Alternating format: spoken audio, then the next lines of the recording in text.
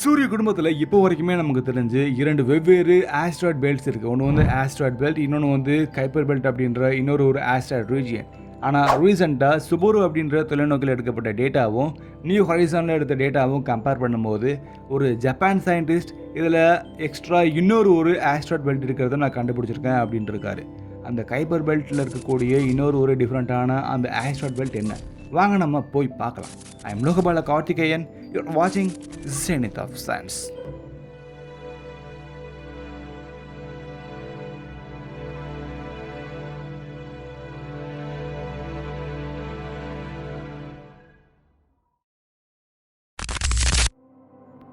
New horizon விண்கலம் கைபர் பெல்ட்டை ஆராயறதுக்காகவே தனியாக அனுப்பப்பட்டிருக்கு அப்படின்னு சொல்லுவோம். ஆனால் உண்மையில் சொல்லணும்னா இந்த நியூ ஹொரைசன் ப்ளூட்டோவை பார்க்குறதுக்கு தான் நம்ம அனுப்பியிருக்கோம். ப்ளூட்டோவை தாண்டியுமே நம்ம கொஞ்சம் டிஃப்ரெண்ட்டான ஷேப்பில் இருக்கக்கூடிய ஒரு பொருளை பார்த்துருக்கோம்னா நம்ம ஆரக்கோத் அப்படின்ற ஒரு டிஃப்ரெண்ட்டான ஷேப்பில் இருக்கக்கூடிய ஒரு விண்வெளி பாறையை நம்ம கண்டிப்பாக சொல்லலாம். ஸ்பேஸில் ஒரு பொருள் இப்படி இருக்கலாமா அப்படிங்கிற ஒரு இமேஜினேஷன் நமக்கு இருக்குது. அந்த இமேஜினேஷனை தாண்டியே இப்படியே ஒரு பொருள் இருக்கலாமா அப்படிங்கிற ஒரு ஆச்சரியத்தை கொடுத்தது அரக்கோத்துடைய ஷேப் தான். நியூ ஹொரைசன் ஸ்பேஸ் கிராஃப்ட் நம்ம கைப்பர் பெல்ட்டில் ஒரு சில ஆப்ஜெக்டை பார்த்துருக்கு அப்படிங்கிறத நம்ம பார்த்துருக்கோம். கிட்டத்தட்ட 250க்கும் மேற்பட்ட விண்வெளி பொருளை நமக்கு டிஸ்கவர் பண்ணியிருக்கு. ஆனால் அது போன பாதை ஒரு பக்கம் இருந்தாலுமே அது போகாத பாதை சில இருக்கும் இல்லையா, அந்த பாதையிலையும் நம்ம பார்க்கணும். ஆனால் நம்மளால் இந்த ஸ்பேஸ் கிராஃப்ட் வச்சுட்டு நம்ம ஒரு பாதையில் மட்டும்தான் பார்க்கணும். அதனால் நம்ம அந்த ஸ்பேஸ் கிராஃப்ட்டுக்கு ஒரு பார்ட்னர் ஒருத்தர் நம்மளுடைய பூமியில் இருக்கார். அவர் தான் ஹவாயுடைய பெரிய தீவில் இருக்கக்கூடிய சுபரு அப்படின்ற ஒரு தொலைநோக்கி. சுபரு டெலஸ்கோப் இந்த நியூ ஹொரைசன் போகாத ஒரு பாதையவும் பார்த்துட்டு இருந்திருக்கு. அதன் மூலியமாக இங்கே 2 வெவ்வேறு பகுதிகள் இந்த கைப்பர் பெல்ட் ஆப்ஜெக்டை நம்மளால் பிரிக்க முடியும் அப்படிங்கிறத ஜப்பானை சேர்ந்த ஒரு சயின்டிஸ்ட் ஃபுமி யோஷிடா அப்படின்றவர் நமக்கு சொல்லியிருக்காரு. அவர் இன்னும் கொஞ்சம் டிஃப்ரெண்ட்டான ஒரு விஷயத்தையும் சொல்லியிருக்காரு.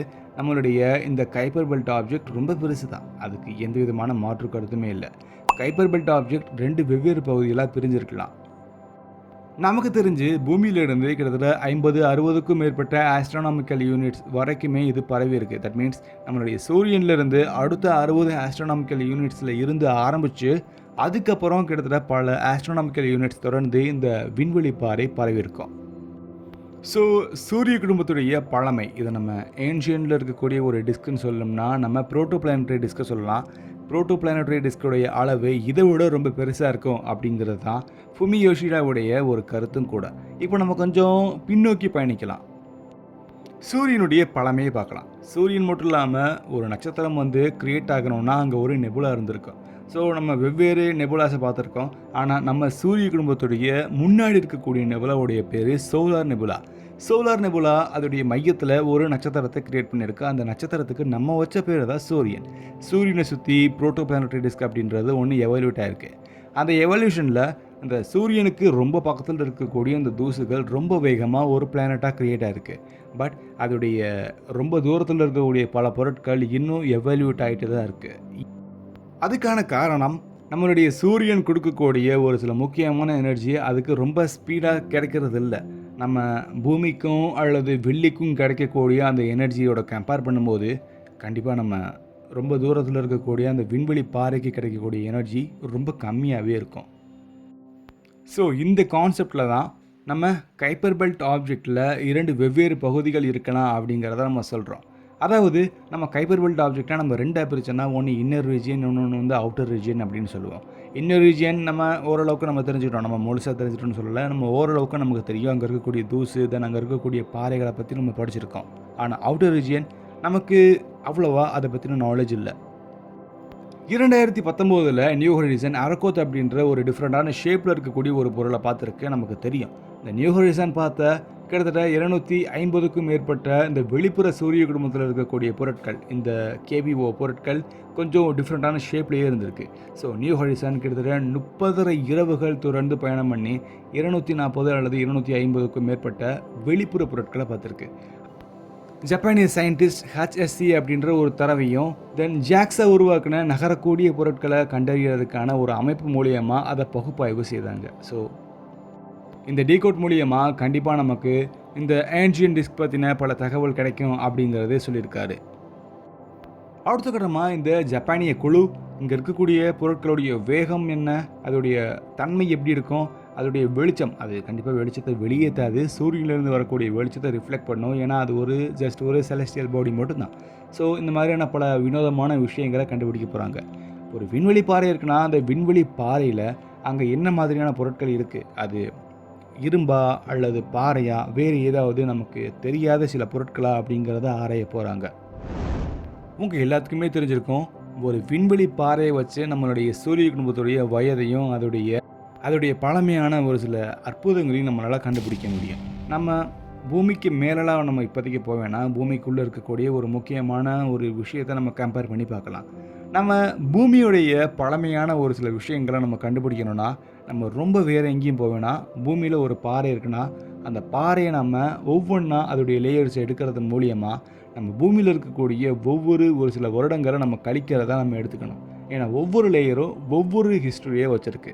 இதுவே நீங்கள் விண்வெளியில் இருக்கக்கூடிய வரலாறை நீங்கள் படிக்கணும்னா விண்வெளியில் இருக்கக்கூடிய பாறையை கொஞ்சம் கொஞ்சமாக நம்ம தகர்க்கணும்.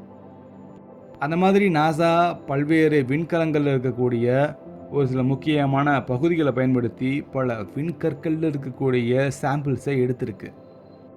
ஃபார் எக்ஸாம்பிள் ஒசைரஸ் ரெக்ஸ் அப்படின்ற ஒரு மிஷனை நம்ம சொல்லுவோம். அதில் இருக்கக்கூடிய சாம்பிள்ஸ் நம்ம டிகோட் பண்ணிகிட்டே இருக்கோம். ஃப்யூச்சரில் அதுக்கான தகவல் கண்டிப்பாக வரும். ஸோ நமக்கு தெரியாத இந்த கைப்பர் பெல்ட்டுடைய ஒரு ரீஜியன் கண்டிப்பாக நமக்கு இன்னும் கொஞ்சம் ஆச்சரியத்தை ஏற்படுத்தக்கூடிய பல விண்வெளி பாறையை வச்சுருக்கோம், சில தூசிகளை வச்சுருக்கோம். ஏன்னா நியூ ஹொரைசான் தூசியை ரொம்ப ஸ்பீடாகவே பார்க்கும், ரொம்ப அழகாகவே பார்க்கும். அந்த வினோதமான அந்த நியூ ஹொரைசான் எடுத்த தகவலை நமக்கு ஆச்சரியப்படுத்திருக்குன்னா நமக்கு இப்போ தெரியாத அந்த இரண்டாவது ரீஜியன் கண்டிப்பாக இன்னும் கொஞ்சம் மைனூட்டான ஒரு சில தூசிகளை வச்சுருக்கோம். அதுக்கான காரணம் இன்னும் அது எவால்யூட் ஆகலை. நம்ம 4.5 பில்லியன் வருடங்களுக்கு முன்னாடி நம்மளுடைய சூரியன் எப்படி இருந்திருக்கோ அந்த ஒரு நிலைமையை இப்போயுமே நம்மளால் பார்க்க முடியும் அப்படிங்கிறது அதுக்கு ஒரு சரியான ஆன்சரும் கூட. ஃபுமி யோஷிடா அப்படின்ற சயின்டிஸ்டோடைய கருத்து, இன்னும் நாங்கள் இந்த சுபருவை வச்சுட்டு நாங்கள் பார்த்துட்டு தான் இருக்கோம். இதுக்கு முன்னாடி நியூ ஹொரைசன் பார்த்துருக்குன்னு சொன்னேன் இல்லையா, 240க்கும் மேற்பட்ட பொருள். அந்த டேட்டா இப்போ நாங்கள் எடுக்கக்கூடிய டேட்டா, நாங்கள் ஃப்யூச்சரில் எடுக்கக்கூடிய டேட்டா எல்லாமே நாங்கள் கம்பேர் பண்ணி பார்ப்போம். எங்களுக்கு ஏதாச்சும் புதுசாக ஏதாச்சும் கிடச்சதுன்னா நாங்கள் கண்டிப்பாக சொல்லுவோம். கண்டிப்பாக நாங்கள் அந்த வெளிப்புற டிஸ்கை நாங்கள் அதிகமாக ஆராய்வோம். நாங்கள் அஃபிஷியலாக இன்னும் கொஞ்சம் நாங்கள் டிஸ்கவர் பண்ணுவோம் அப்படிங்கிறத அவர் ரொம்ப பெருமையாகவே சொல்லியிருக்காரு. தென் அடுத்து ஒரு டிஃப்ரெண்ட்டான ஒரு ஸ்பேஸ் ட்ராவலில் நம்ம கண்டிப்பாக சேர்ந்து பண்ணிக்கலாம். பாய் பண்ணிடுங்க. இதே மாதிரி கொஞ்சம் டிஃப்ரெண்ட்டான கொஞ்சம் விண்வெளி பாறையோ விண்வெளி பகுதிகளையும் நீங்கள் தொடர்ந்து பார்ப்போம்.